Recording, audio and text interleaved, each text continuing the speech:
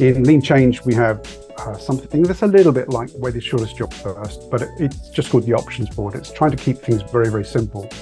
In essence, we'll probably have options mapped onto sticky notes.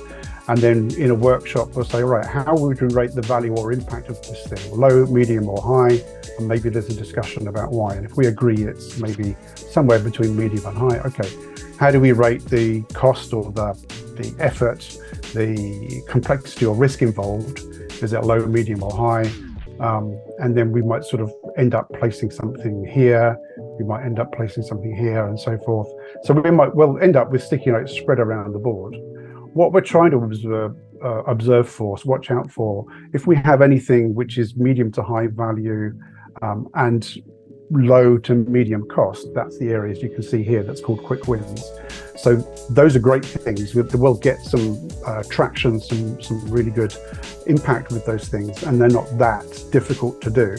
Sometimes, however, there's these things which are low to medium value. So you might think, well, why would we do them?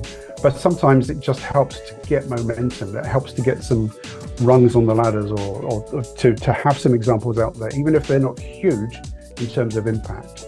But the other thing we're watching out for are the disruptors, those things which are going to have a massive impact.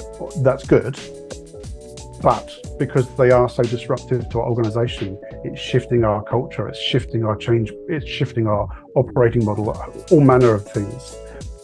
It's very, very difficult to do. So, of course, those of you working with teams that are working with Agile backlog management approaches would understand this.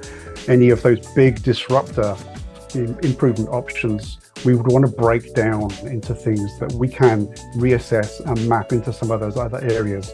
But we're obviously, by completing all of those, we're moving towards the impact we want from that bigger disruptive.